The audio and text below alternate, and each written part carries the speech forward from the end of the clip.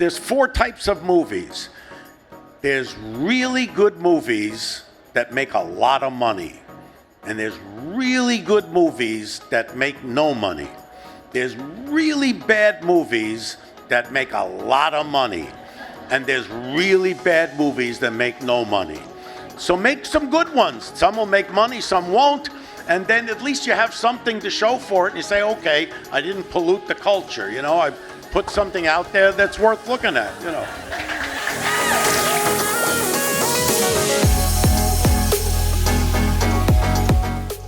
But then what changed? Because you said that studios never wanted to make the films that you wanted to make, but you were able to get those films made. You were able to get them out. They were able to for the most of them, phenomenally successful.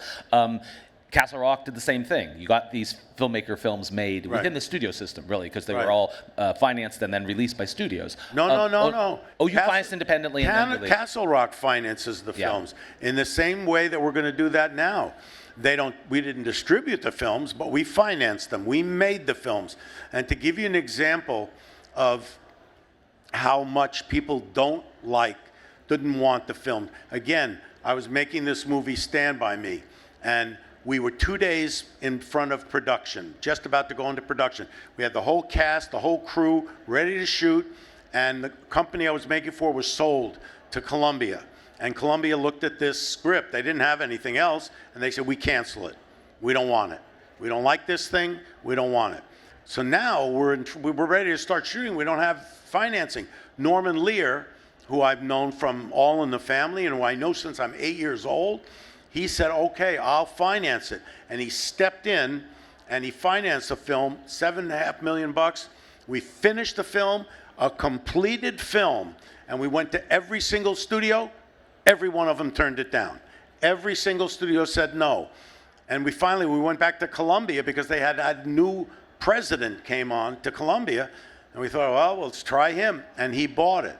And so it was one of the biggest hits I've had. So, you know, this gives us an opportunity to finance. Now, we'll only go with distributors who are willing to distribute the film the way it needs to be distributed, the way it needs that same kind of care that we take in making the films.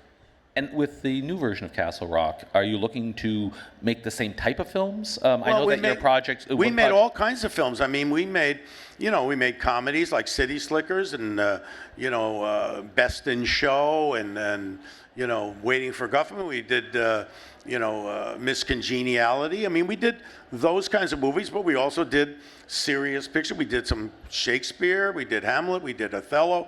We did Few Good Men. We did... In the Line of Fire. We did a lot of all different types of films. We did seven Stephen King films. We did 7 films based on Stephen King novels. So we do all types of films, but hopefully there's an integrity and that it's something worth making. Because I've always had this philosophy, and I've told this before, but there's 4 types of movies. There's really good movies that make a lot of money. And there's really good movies that make no money. There's really bad movies that make a lot of money. And there's really bad movies that make no money. So make some good ones. Some will make money, some won't. And then at least you have something to show for it. And you say, okay, I didn't pollute the culture. I put something out there that's worth looking at, Okay, I was going to ask a business question, but I'll ask one, because I know that one of the documentaries that you're making under Castle Rock now is a documentary on sort of white supremacist Christianity in the U.S. Can I ask the question? Do you want to use Castle Rock and some of the projects as a part of your political advocacy, which you... No. I mean, to me, it's not, no.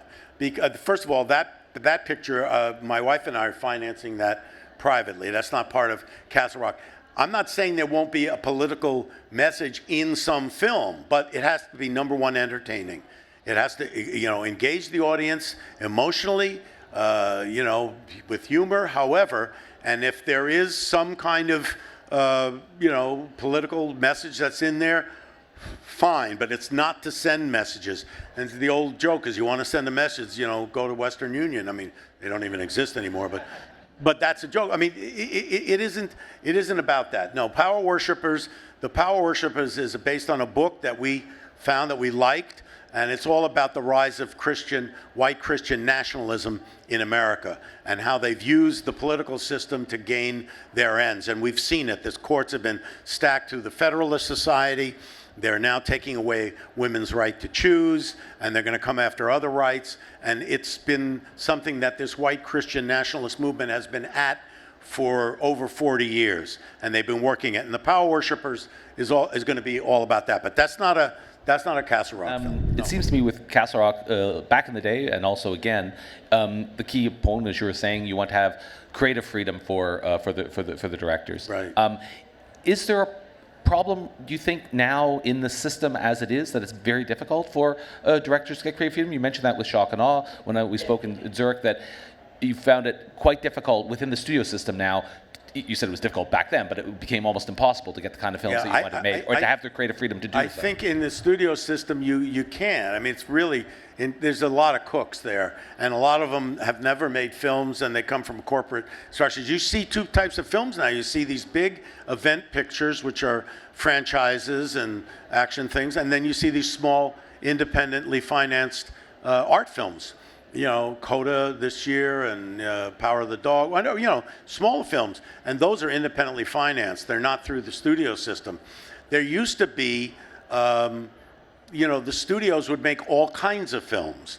They'd make, you know, those big event pictures, but they'd also make a courtroom drama, a romantic comedy, a family drama. Those things, they don't do that anymore. They don't make those. They just make these big, you know, franchises. So filmmakers, if they want, they have to go to places where, you know, independent people finance films. Now, you know, hopefully there used to be some independent companies that financed films. We hope to be that company that can, where somebody can come and make a film that's, you know, it could be a small budget, it could be a bigger budget, but not the kinds of things that studios have left aside, have thrown away. I'd love to see a good courtroom drama or a good family drama or even a good thriller. You know, that's a psychological thriller. You don't see those things made at studios anymore. Do you worry, though? I mean, the studios are one side, but it seems to me the business is being driven now by streaming and by other companies, Netflix, right, Amazon, whose business model are based on algorithms. And it would seem that individual, interesting personal dramas of all sorts don't fit an algorithm very nicely. Does that worry you, that that's almost a force that cannot be dealt with, that cannot be found to Well, through? You know, it's interesting. We just had a meeting right before we came here with the people from Fox Searchlight. I mean, now it's, you know, Searchlight. And they used to make, I mean, at Fox, that was their division, to make Slumdog Millionaire and, you know, the films that the studio doesn't make. Now they're owned by Disney, but they're still doing that. They're still making those kinds of films. But they're allied with a studio that has streaming platform, Hulu, Disney Plus. So a filmmaker could come there and make a film that gets the right kind of treatment theatrically, and somebody who understands an original type of film, and then also can be put on a platform. So you have to look for those kinds of places. I think they still can fit, because I worry about particularly AI, that it's going to become a system that will only give us what has been proven by the vast majority of people to somehow work. It'll only give us the stupid action films or the superhero movies and so forth, and we'll ignore things that we didn't even know that we wanted to see, like a story about four 14-year-olds looking to find a dead body. Yeah, you know, you're right, and the algorithms are what drive everything. So if you like one thing, you know, you'll even look on these streaming platforms. If you like this, you might like this. But, yeah, and you might, but just because you like that doesn't mean you don't like that other thing that's not have anything to do with the algorithm. So, you know, you have to find people, because look at films that last for a long time. You don't fit them into categories so much.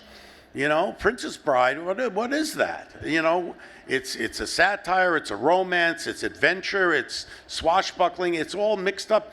But what's the algorithm? What are the 12 other films that are like that?